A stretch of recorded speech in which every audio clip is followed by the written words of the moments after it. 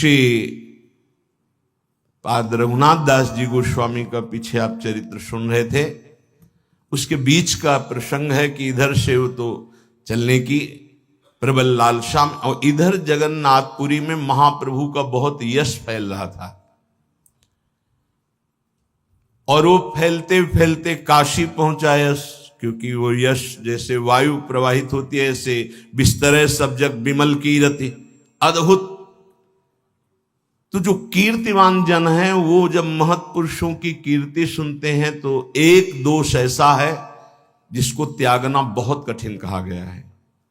कंचन तजना सहज है, सहज तिया का ने, पर मान बड़ाई ईर्ष्या दुर्लभ तजना है। कोई स्त्री त्यागी हो सकता है, अर्थात काम भोग विजयी हो सकता है, कोई कंचन त्यागी हो सकता है, अर्थात वित्त तृष्णा पर विजय प्राप्त कर सकता है, पर ईर्ष्या का, प्रतिष्ठा का त्याग करना बहुत कठिन बात होती है। तो श्री पाद प्रबोधानंद जी जो वृंदावन में हिमामृत की रचना करने वाले हैं, इनका नाम था प्रकाशानंद जी महाराज। ये बहुत अद्भुत विद्वान, शास्त्रों के बड़े ज्ञानी। जब इन्होंने सुना कि सार्वभौम भट्टाचार्य जी एक थे, बहुत बड़े विद्वान थे वो, ऐसे एक बार कोई ग्रंथ सुना दो केवल, उनको कंठस्थ हो गया, तो उनकी भी बड़ी। तो जब उन्होंने ये सुना कि सार्वभौम भट्टाचार्य चैतन्य महाप्रभु के शरणागत हो गए,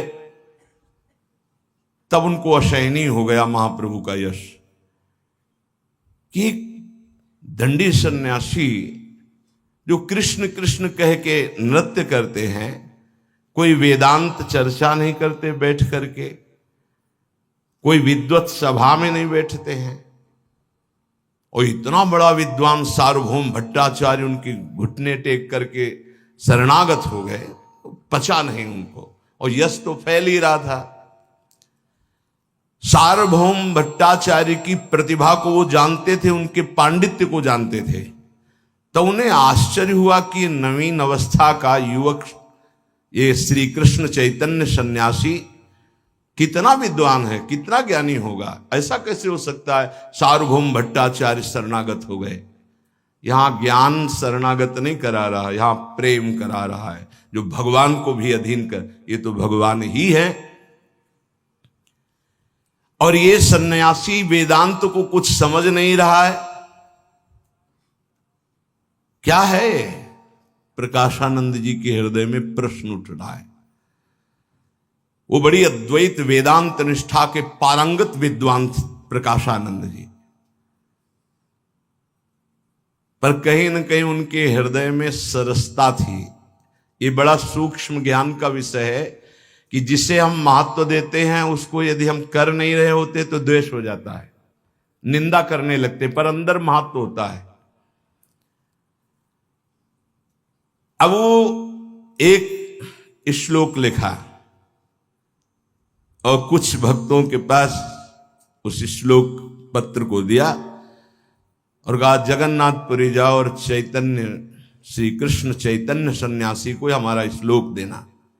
पहला, यत्रास्ते मणिकर्णिका मलहरी स्वदीर्घिका दीर्घिका रत्नम तारक मोक्षदम मृत तनो शंभु स्वयं यच्छति एतत्वद्भुतमेव यत् सुरपुरान् निर्वाण मार्ग स्थितान् मूढ़ोन्यत्र मरीचिकासु पशुवत् प्रत्याशया धावती।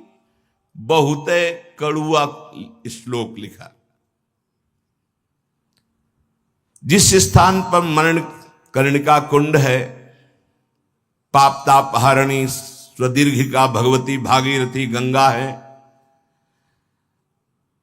और क्षुद्र जीवों को भी परम पद मोक्ष पदवी प्रदान करने के लिए शूलपाणी भगवान शंकर विराजमान है,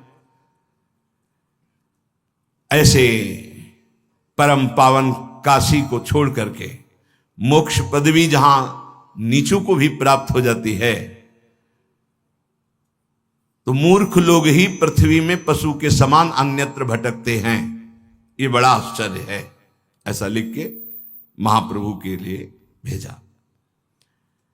जब वो नीलाचल पहुंचे, महाप्रभु को प्रणाम किया और प्रकाशानंद जी का पत्र दिया। धैर्य की मूर्ति, प्रेम की मूर्ति, इन शब्दों का क्या प्रभाव। महाप्रभु ने बहुत प्रसन्नता पूर्वक पत्र लिया और पढ़ा और हृदय से लगाया, मुस्कुराए। सार्वभौम भट्टाचार्य जी बैठे थे, उन्होंने कहा प्रभु देखने की अनुमति है, पत्र में क्या है। प्रभु ने कहा देखने की नहीं, सुनाने की भी है, सबको सुना दीजिए, महात्मा का आदेश है, बहुत बड़ी बात कही है। स्वरूप दामोदर खड़े हुए, विद्वता की वो भी मूर्ति थे। श्लोक देर नहीं लगा, सबको अर्थ समझ में आ गया कि क्या। श्रीपाद प्रकाशानंद जी के पांडित्य की प्रशंसा करते हुए चैतन्य महाप्रभु ने कहा वाह धन्य है, बहुत सुंदर। पर उन भक्त से कहा तुम वापस जा ही रहे तो एक श्लोक हमारा भी दे देना। महाप्रभु चैतन्य देव ने इस श्लोक उत्तर में भेजा, घरमांभू मणिकर्णिका भगवतः पादाम्बु भागीरथी काशी नाम पतिरर्धमेव भजते श्री विश्वनाथा स्वयं। एतस्यैव हि नाम शंभु नगरे निस्तारकम तारकम तस्मात् कृष्ण पदाम तस्मात् कृष्ण पदाम्बुजम भज सखे श्रीपाद निर्वाणदम। तुम जिस मनकर्णिका की बात कर रहे हो तो जिनके पसीने से उत्पन्न हुआ है मनकर्णिका कुंड, जानते हो कौन है? श्री कृष्ण है। धर्मांभु मणिकर्णिका भगवता पादाम्ब भागीरथी। और जिन भगवती भागीरथी गंगा की महिमा तुमने लिखी वो जानते हो कौन है? श्री कृष्ण के चरण धोवन चरणामृत, जिसे तुम्हारे महादेव सिर पर धारण करते हैं। काशीपति भगवान विश्वनाथ, जिनके आधे अंग से सामर्थ्यवान है। काशी नगरी में जो तारक मंत्र देते हो हमारे श्री हरि का ही नाम है। जो माथे पे गंगा विराजमान की उस श्री कृष्ण का चरणोदक है। और मोक्षाधिपति त्रिभुवन में श्री कृष्ण को कहा गया है, प्यारे श्री कृष्ण के चरणाम भोज का चिंतन करो, उन्हीं के चरणारविंद का आश्रय लो, तुम्हारे हृदय में मोक्ष सुख भी लघु लगने लगेगा। महाप्रभु ने श्लोक भेजा। प्रकाशानंद स्वामी जी ने जब इस श्लोक पढ़ा, थोड़ी देर तो ऐसा लगा जैसे किसी ने झकझोर दिया पूरे हृदय को। फिर कहा हाँ हाँ विद्वान तो हैं ही ना, ऐसा अंदर के भाव को छुपाते हुए बाहर से फिर एक श्लोक लिखा।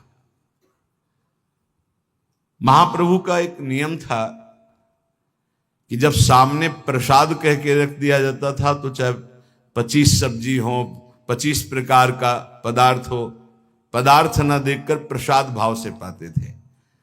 और ये किसी गुप्त भक्त ने उनके बताया कि वो सन्यासी होकर 25 प्रकार का पदार्थ, क्योंकि महाप्रभु का यह था कि प्रसाद भगवत स्वरूप होता है और उसको तत्काल पाना चाहिए, बिना ये विचार के कि पकवान है कि कच्चा है कि पक्का, ये सब नहीं। भाई हम तो अमुक अमुक पदार्थ हमें अनुकूल नहीं पड़ता, वहां नहीं, तत्काल थोड़ा थोड़ा सब कुछ प्रसाद है भगवत स्वरूप। कल एक उपासक कह रहे थे, अच्छे वैष्णव हैं, कि जब हम कुछ पाते हैं तो हमारे अंदर भजन की तरंगें रुकने लगती है। तुमका कुछ क्यों पाते हो? निषेध है, कुछ नहीं पाना चाहिए। बोले जीने के लिए तो पाना है, तो प्रसाद क्यों नहीं पाते? बोले नहीं, वही प्रसाद तुमका कुछ क्यों बोले? आप उसे कुछ की तुलना में रख रहे हो भगवत प्रसाद को। अच्छा, प्रसाद पाने के बाद भजन की तरंगें बढ़ती कि घटती है? तो यहां तक गले तक ठांस के क्यों पाओ? प्रसाद है, अल्प पाओ, देखो भजन बनता है कि नहीं बनता। जब प्रसाद मिले तो बिना विलंब किए पहले उसे मुख में डालना चाहिए, ये सिद्धांत है। प्रसाद रख दो, थोड़ी देर बाद ये अपमान है प्रसाद, लाओ लाओ माथे पे लगाओ, पहले प्रणाम करो और किनका मुख में, अगर बिल्कुल समय नहीं तो किनका मुख में डालो, बाद में भरपेट पाना, अभी पहले मुख में डालो। प्रसाद का तत्काल सम्मान, जो महाप्रसाद का सम्मान करते हैं उनको भगवत प्राप्ति होती है। महाप्रसाद का, चरणामृत का, वैष्णव का, श्री विग्रह का, गुरुमंत्र का, ये बिल्कुल हृदय में रख लो, भगवत स्वरूप है, इन पर कभी संशय नहीं हो। इसलिए प्रसाद में बढ़िया या रूखा सूखा ये नहीं देखा जाता। जो प्रसाद में प्रभु सब थोड़ा थोड़ा प्रसाद रूप में पाते थे। सन्यास नियम को जानने वाले प्रकाशानंद जी, उनको जब ये पता चला तब उनको लगा कि सन्यासी को तो भिक्षान्न पाना चाहिए, वो भी सूखा। ये 25 प्रकार की सब्जी, ये सब विविध प्रकार के रसों का जो पृथक पृथक स्वाद ले, अच्छा उनको रस दिखाई दे रहे, महाप्रभु प्रसाद पा रहे। अब भक्तजन प्यार से ऐसे समर्पित करते, थोड़ा थोड़ा महाप्रभु पा लेते। 50 भक्त ऐसे कि महाप्रभु हमारा किनका पावे। जैसे गौड़ देश से सब जगन्नाथपुरी जाते तो कई लोग एक साथ निमंत्रण देते कि महाप्रभु पावे, महाप्रभु पाते। तो 25 प्रकार की भोग सामग्री जो प्रभु को भोग लगाई गई वो, और जगन्नाथ जी का भोग तो आता ही, प्रसाद आता ही। अब वो सन्यास धर्म के अनुसार मस्तिष्क प्रधान प्रकाशानंद जी को अवसर मिल गया। अब वो क्या जाने कि महाप्रभु की स्थिति क्या है। स्थिति में जो पहुंचे हुए महापुरुष हैं वो तो अवतार हैं, उनके ऊपर साधनात्मक नियम नहीं देखे जाते कि साधक को अगर साधना देखनी है तो भगवत प्राप्ति की साधना करने वाले की देखो। जो भगवत प्राप्त हो गए वहां साधना नहीं, वहां स्थिति होती है। अब वो स्थिति से बालवत विचरण करते हैं, तुम कैसे अंदाज लगा पाओगे। उन्होंने एक बड़ा कठोर श्लोक लिख के भेजा महाप्रभु चैतन्य देव को। पहले श्लोक के बाद झकझोर तो गए थे और कहा भी बहुत विद्वान हैं, पर वो हृदय बर्दाश्त नहीं कर पा रहा था। विश्वामित्र पराशर प्रभृतयो वातांबुपर्णासनास्तेपि स्त्री मुख पंकजम सुललितम दृष्टैव मोहम गता शाल्यन्नम सघृतम पयोदधियुतम भुंजन्ति ये मानवास्तेषामिन्द्रिय निग्रहो यदि भवेत् विंध्यस्तरेत् सागरम। लिख के भेजा कि विश्वामित्र पराशर और बड़े बड़े ऋषि महर्षि जो केवल वायु पी के रहते थे, उनके सामने जब अप्सराएं आई तो उनके मुख कमल को देख करके मोहित हो गए और संयम से रहित हो गए। इन ब्रह्म ऋषियों की ऐसी दशा हो गई जो सूखे पत्ता खाते थे, वायु पीते थे, और ये जो नित्य प्रति बढ़िया चावल दूध दही और घी और बने हुए नाना प्रकार के सब्जी के पदार्थ खाते, इनकी क्या दशा होगी। क्या इनकी इंद्रियां संभव है बस में रहे। अगर ऐसा संभव है तो मैं कह सकता हूं कि विंध्याचल महान पर्वत समुद्र में तैर सकता है, अर्थात असंभव। ये जो अच्छे अच्छे घृत साल हलवा पकौड़ी ये वो सब पाते हैं, क्या इंद्रियों का संभव है संयम कर सके? क्या अपने धर्म का पालन कर सकते हैं, संन्यास धर्म का? महाप्रभु को लिख के भेज दिया। महाप्रभु अभी इस श्लोक को पढ़ा तो गंभीर मुद्रा में हो गए और स्वरूप दामोदर से कहा, हम कहते थे ना कि सन्यासी को ऐसा नहीं पवाना चाहिए, तुम लोग पवाते थे, देखो ना ये बड़े जन हैं, इन्होंने आदेश किया ऐसा।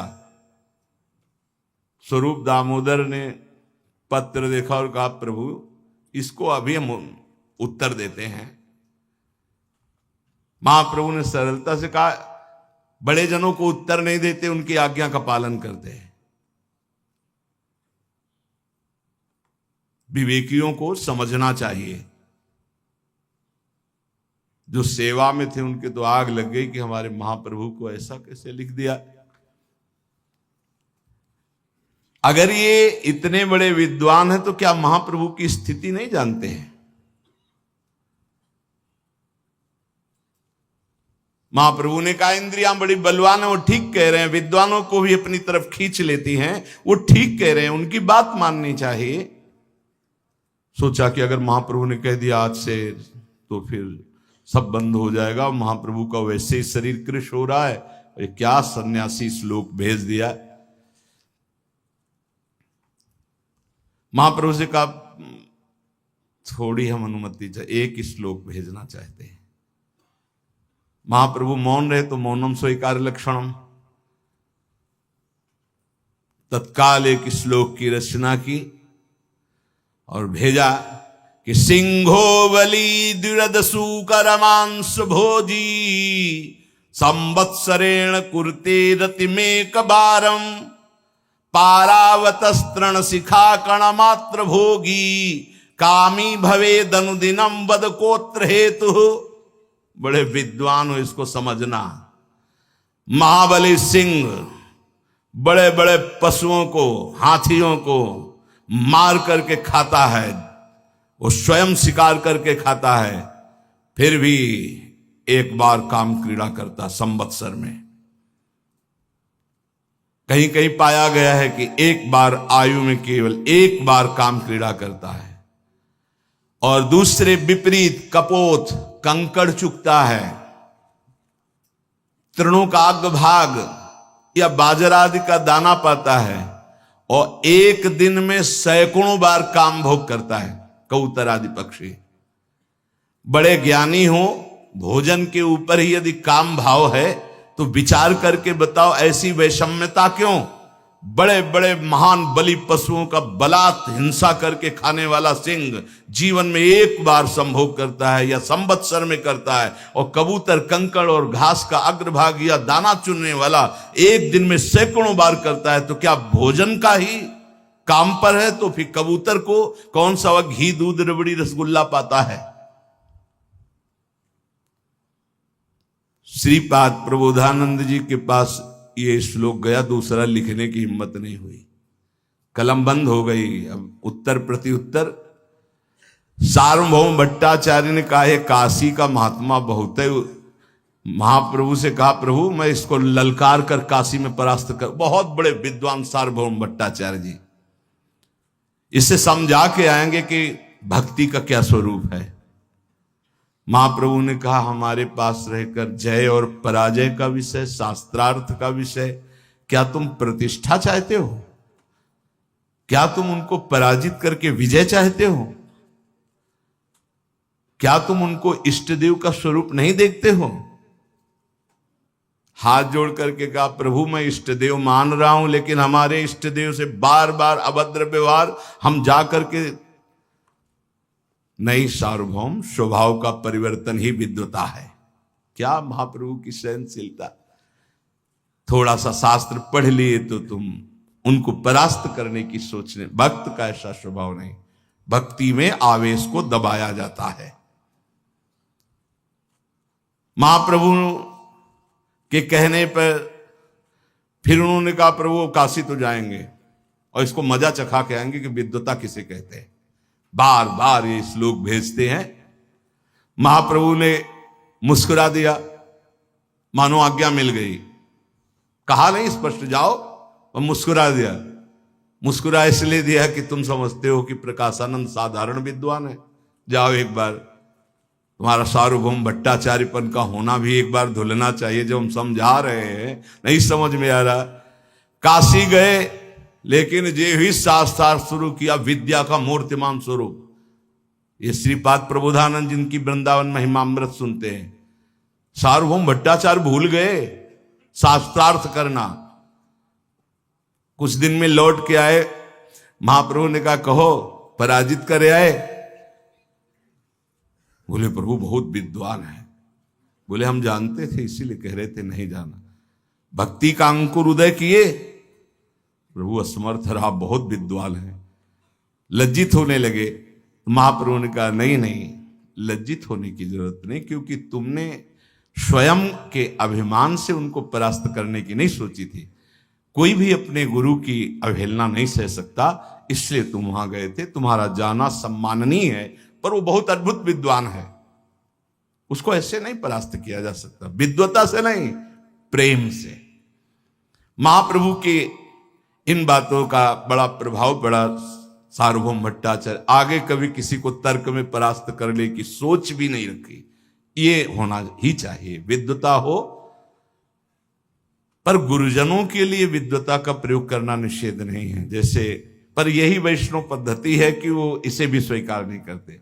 जैसे रूप जी को एक दिग्विजयी विद्वान आया और कहा या तो शास्त्रार्थ करो या पराजय लिखो, तो उन्होंने पराजय लिख दिया। जब उनके शिष्य श्री जीव गोस्वामी ने सुना तो उनका, मैं तो एक छोटा सा दास हूं, मेरे से शास्त्रार्थ करके देख, तू मेरे गुरु को पराजित कर, एक क्षण में परास्त कर दिया। और जब ये बात रूप जी ने सुना तो जीव गोस्वामी का त्याग कर दिया। क्यों आनंदित हो रहा था विजय में, तुमने क्यों उसे दुख दिया? कैसा महापुरुषों का हृदय होता है। इधर श्री पूज्य रघुनाथ दास गोस्वामी जी, समय बड़ा बलवान होता है, निकलने का अवसर ही नहीं मिलता था। पूर्व चर्चा कल की अरुणोदय का समय है, अर्थात सूर्य उदय होने वाला है, और संस्कृत के आचार्य यदुनंदनाचार्य जी वहां आए, थोड़ी देर संस्कृत पढ़ाई, और जब जाने लगे तो कहा गुरुजी थोड़ी देर चलें कि आपके साथ? तो ऐसे हाथ रखा, बोले चलो भाई। तो पूरी रात्रि पहरेदार जगे थे, तो वह ऊँघा रहे थे। सुबह धीरे धीरे हाथ रख करके आचार्य के साथ जब आगे बड़े, फाटक से बाहर हो गए, रघुनाथ दास जी ने किसी को ये संकेत भी नहीं होने दिया कि वो गुरु जी के साथ जा रहे हैं। और जो पहरेदार थे वो कुछ सोए हुए थे। धीरे धीरे जब आगे बढ़े तो कहा गुरुजी काफी दूर निकल आए हैं, वापस जाएं क्या?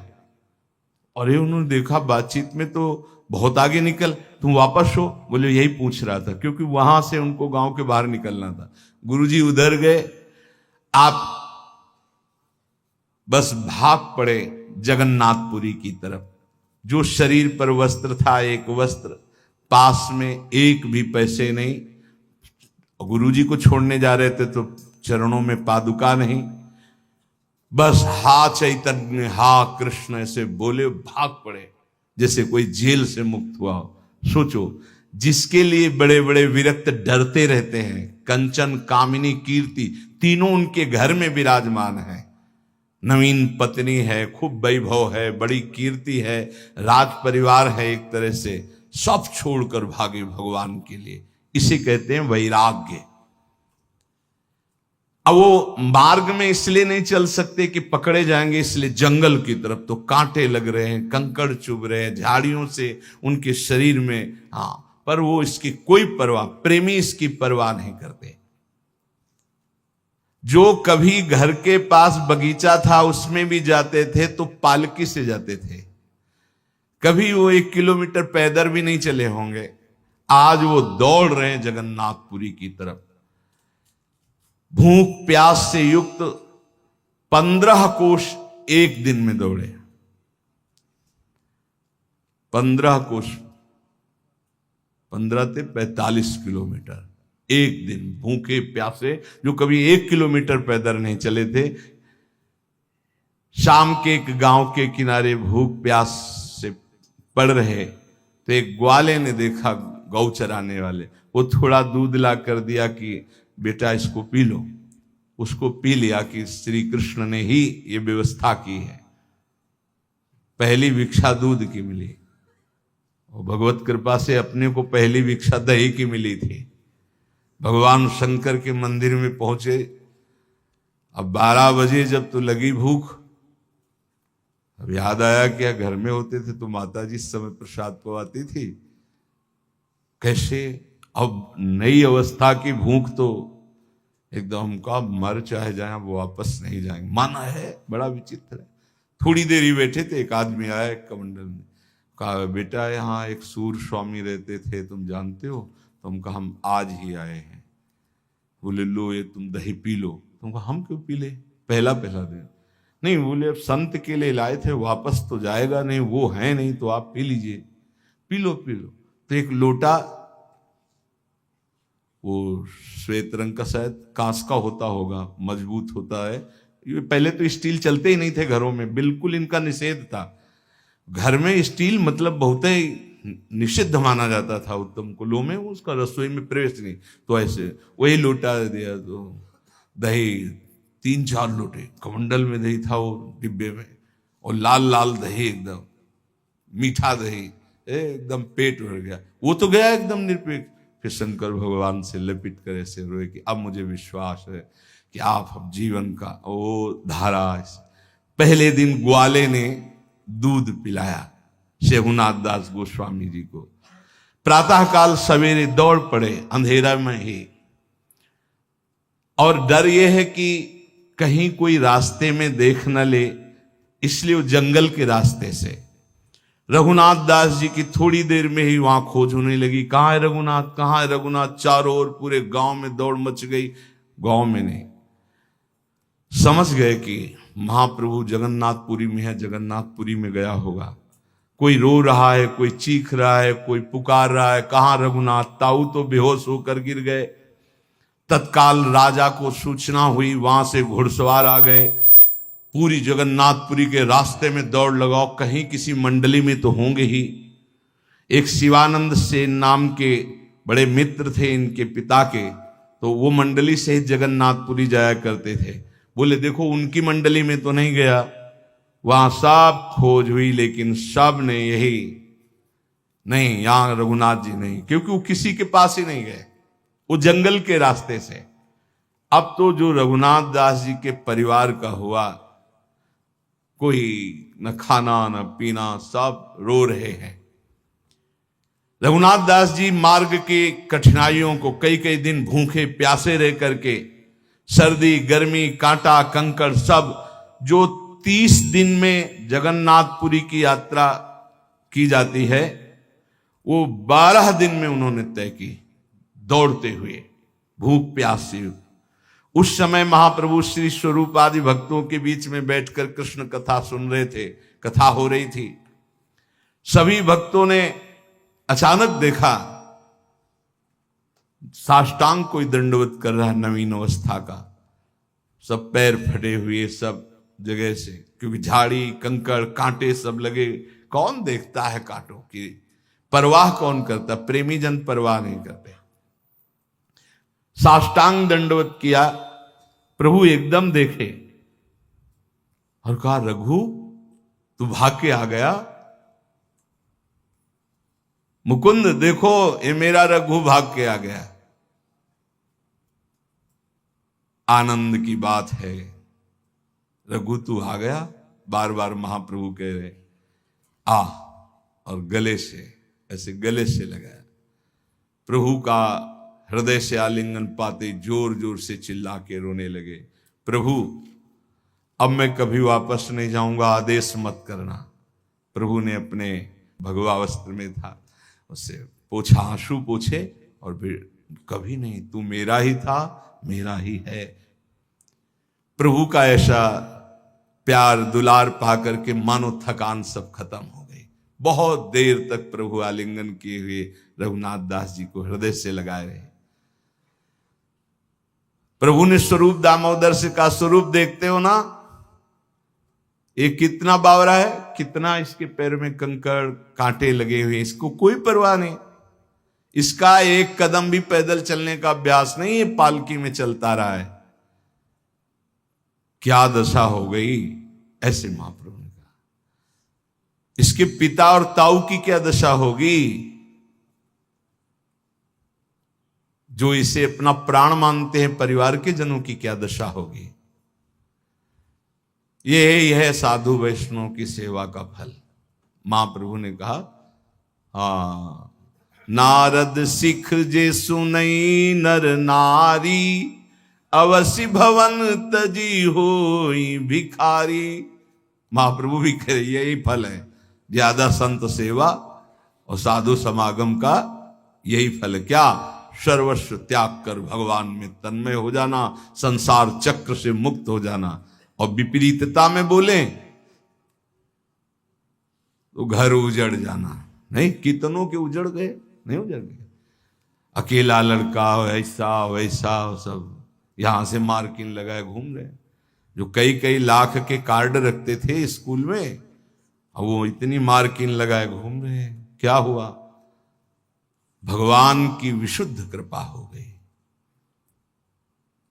देखो स्वरूप दामोदर, बड़े बड़े देवता भी जिस सुख के लिए तरसते हैं, ऐसी संपत्ति और सुख रघुनाथ जी के घर में है। क्यों? वैष्णव सेवा होती है, संत समागम होता है, खूब नाम कीर्तन होता है और बड़ा वैभव है। तो देवताओं के लिए तो दुर्लभ है ये। लेकिन देखो हमारे कृष्ण कृपा का फल, रघु उन सबको ठुकरा करके छोड़ करके भाग आया। धीरे धीरे रघुनाथ दास जी ने कहा, प्रभु मैं भाग नहीं आया, मुझे भगाया गया है। आपकी कृपा ने मुझे उस अंधकार में कूप से बाहर निकाला है। मेरे लिए ये कार्य बहुत कठिन था, ये तो केवल आपकी कृपा से हुआ। महाप्रभु ने स्वरूप गोस्वामी से कहा, आज से मैं इस अपने रघु को तुम्हारे हाथ सौंपता हूं, इसकी व्यवस्था देखिए। आज से तुम ही इसके माता पिता भाई बंधु गुरु सखा सब हो। है मेरा पर संभालो तुम। कितना बड़ा सौभाग्य जब कोई महापुरुष कह दे कि मेरा है। रघुनाथ दास जी ने स्वरूप गोस्वामी को प्रणाम किया। स्वरूप गोस्वामी ने कहा, हाथ पकड़ा। महाप्रभु के सामने हाथ पकड़ा। फिर जितने महाप्रभु के निज अंग सेवी थे सबको स्वरूप दामोदर ने प्रणाम करवाया, परिचय दिया, ये गोविंद है, ये अमुक है, ये अमुक है।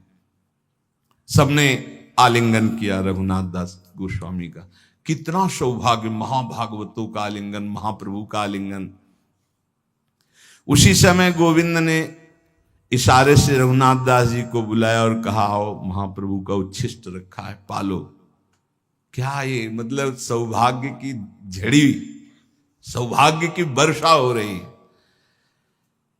रघुनाथ दास जी को साथ ले गए, समुद्र में स्नान कराया, फिर जगन्नाथ जी के दर्शन कराए, फिर जगन्नाथ जी का प्रसाद पवाया, फिर लौट कर आए। महाप्रभु ने जो भोग पाया अपने हाथ से, रघुनाथ लो पाओ। बड़ा सौभाग्य जब गुरुजन अपना उच्छिष्ट देते हैं।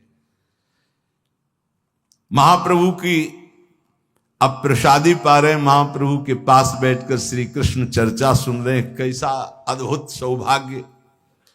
यह प्रव्रज्य गृहात् पूर्वम त्रिवर्गावपनात् पुनः यदि सेवते तान् भिक्षु स वैवान्ताश्च पत्रपः आत्मानं चेद विजानीयात् परम ज्ञान धुताशयः किमिच्छन् कश्च वा हेतुर्देहं पुष्णाति लंपटः। उपदेश हुआ। पास बैठे रघुनाथ दास गोस्वामी, बड़े बड़े वैष्णवजन। बहुत जोर की बातें हैं जो उपदेश में हैं। इसमें भी वो प्रकाशानंद जी को भी जो उपदेश हुआ, बहुत बहुत मतलब थर्रा देने वाली बातें हैं कि वैष्णव को कैसे रहना चाहिए। जो बैरागी है, यदि वो अपने घर की सामग्री का प्रयोग करता है तो वो निर्लज्ज मानो उल्टी को खाता है। उस अन्न को खाने का मतलब है, घर से दी हुई सुविधा को पाने का मतलब है वमन खाना। जो वैराग्य संन्यास ले चुका है उसको घर का अन्न निषेध, मतलब घर की सुविधा किसी भी तरह का संपर्क सूत्र नहीं। वैराग्य एकमात्र आकाश वृत्ति। पर जैसे जो यहां वृंदावन वास कर रहे हैं तो उनके लिए अनुमति, पूरा का पूरा परिवार वैराग्य युक्त है। तो जो उनके पास धर्म से कमाया हुआ धन, उससे अपना जीवन यापन कर रहे हैं और भजन कर रहे हैं, उसको समझिएगा। वो किसी व्यापार या घर से संबंध रखकर बार बार नहीं ला रहे। पूरा का पूरा परिवार व्यक्त हो गए हैं और उनके पास जो भी धनराशि उससे वास की व्यवस्था की, भोजन की व्यवस्था की, आजीवन पूरा परिवार भजन कर रहे हैं। उनको ये सिद्धांत ठीक से समझ लेना चाहिए, नहीं उनके मन में आज से आएगा कि भैया ये सब। जो घर से वैराग्य ले चुका है, सन्यास ले चुका है, अगर वो पुनः निर्लज्ज यदि सेवे तान भिक्षु सावई वांतास्य पत्रपहा, वो मानो उल्टी को खा रहा है। यदि कामनाओं के नाश करने पर परब्रह्म परमात्मा की प्राप्ति के लिए तुम चल पड़े हो, और यदि फिर वही परिवार के द्वारा दिया हुआ रुपया पैसा भोग सामग्री खूब अच्छे अच्छे पदार्थ खा रहे हो, तो इस देह को मोटा कर रहे हो खा खिला पिला करके, तो अज्ञान को ही तो मोटा कर रहे हो। इसका मतलब तुम्हारी दुर्गति निश्चित है। गुरु और इष्ट के द्वारा निर्वाह, बुद्धि शुद्ध रहेगी, परमार्थ पुष्ट रहेगा, इसी जन्म में भगवत प्राप्ति हो जाएगी, क्योंकि धाम में हो। श्री कृष्ण कथा कीर्तन में कभी प्रमाद स्थिति नहीं आने देना चाहिए। महाप्रभु चैतन्य देव कह रहे हैं कृष्ण कथा की नियमावली को कभी तोड़ना नहीं चाहिए। जो कीर्तन का, जो कथा का, आप समझते हो इस समय भगवान यहां विराजमान है, क्या समझते हो? यहां बैठे हो मतलब प्रभु के समीप बैठे हो। मद भक्ता यत्र गायंती तत्र तिष्ठामि नारदा, यहां भगवान विराजमान है। भगवान के वचन नाहम बसामि वैकुंठे, मैं वैकुंठ में नहीं रहता, ना योगियों के हृदय में रहता हूं। जहां मेरे भक्त गायन करते मैं वहां रहता हूं। यहां बुलाने का मतलब जबरदस्ती तुम्हारे हृदय में भगवत भक्ति का अंकुरण, उसका पल्लवन और उसका पूर्ण वृक्ष रूप हो जाना, पर समझ में नहीं आता। वैराग्य ही विरक्त का आभूषण है। विरक्त हो करके किसी आभूषण की जरूरत नहीं, उसका वैराग्य आभूषण है। क्या समझते हो? बैरागी मान लो 10-20 लाख की सोने की जंजीर पहने हो, यह अपमान है, तुम सम्मान समझते हो क्या? वैरागी को आभूषण निंदनीय बात है। वैरागी का आभूषण वैराग्य है। महाप्रभु चैतन्य देव कह रहे हैं जो वैरागी हो करके वैराग्य रूपी आभूषण नहीं धारण करता वो निंदनीय है। पूरी अंगुलियां भरी सोने चांदी और नग की अंगूठियों से ये गृहस्थी को शोभा देती है, वैरागी की शोभा नहीं है। वैरागी की शोभा उसका वैराग्य है जो आचार्य पीठ पर विराजमान है। आचार्यों ने जो महिमा स्थापित की वो बात अलग है, लेकिन वैरागी को किस तरह से रहना चाहिए बहुत अब जो आगे इस उपदेश आने वाले बहुत सुंदर आजीवन निर्वाह करने की मतलब जरूरत है, जैसा महाप्रभु आदेश कर रहे हैं वैष्णवों के लिए। वैरागी को वैराग्य पूर्वक उदर पोषण करना चाहिए, सुविधाओं से नहीं। बड़ी सुंदर चर्चा हुई उस दिन। फिर महाप्रभु की जूठन मिली रघुनाथ दास गोस्वामी को। आज के ही उपदेश से खटकने लगा कि नहीं, महाप्रभु के लिए जो प्रसाद वैष्णव जन देते हैं उससे किनका लेना ठीक है, लेकिन रोज उदर भरना ठीक नहीं। महाप्रभु ने मानो इशारे से वैराग्य की जो उपदेश मई वाणी की उसका आचरण में उतारना चाहिए। तो इसका मतलब है मुझे उदर भरने के लिए कुछ करना चाहिए, भिक्षान्न का। वैरागी होकर के मैं भिक्षा में क्यों संकोच कर रहा हूं? क्योंकि धनी घर से आया हूं? नहीं, मेरे वैराग्य को धिक्कार है अगर ऐसी सोच मेरे अंदर रहे। जब प्रसाद दिया गया महाप्रभु का तो जरा सा किनका लेके पाया, और रात्रि दिन भर भूखे रहे। रात्रि में जब जगन्नाथ भगवान का शयन हो जाता है तो जो महाप्रसाद बचता है वो सिंहपौर पर द्वार पर जितने भिक्षुक जन होते हैं उनको बांटा जाता है। तो वहां भिक्षुक जन कोलाहल करके आगे आगे लेने के लिए जैसे होते हैं वो शांत भाव से खड़े रहते पीछे। अगर कोई उनको पीछे जाके दे देता तो पा लेते, जितना मिल जाता, नहीं तो फिर भूखे, दिन भर भूखे, रात्रि में ऐसी दिनचर्या बनाई। कभी कभी थोड़ा महाप्रसाद मिल जाता, नहीं तो जो भिक्षुक जन आगे से आगे जा करके ले लेते, बांटने वाला निकल जाता, वो शांत पीछे खड़े रहते। अगर कोई पैसा देने की चेष्टा करता तो पैसा नहीं, प्रसाद तो प्रसाद ले लेते। वहां की बड़ी करुणाजनक स्थिति होती है जब प्रसाद बांटा जाता है, सब आगे से आगे लेने के लिए, मुझे पहले अधिक प्रसाद मिल जाए, ऐसी चेष्टा। बांटने वाला जो प्रसाद ले तो 2, 4, 10 में ही बट जाता था, वहां तक पहुंच ही नहीं पाते। रघुनाथ दास जी पीछे खड़े रहते, नहीं मिला चले आए, भूखे रह गए। वहां जो फटे पुराने कपड़े पड़े थे उनको जोड़ करके गुदड़ी बनाई, उनसे शरीर ढका, और जो वस्त्र थे घर के वो सब फेंक दिए। कई कई दिन भूखे रहते, क्योंकि पीछे खड़े रहते, गुदड़ी उड़े जो उनको दे देता वो ले लेते, अन्यथा नहीं वहां तक पहुंचा तो भूखे रह गए।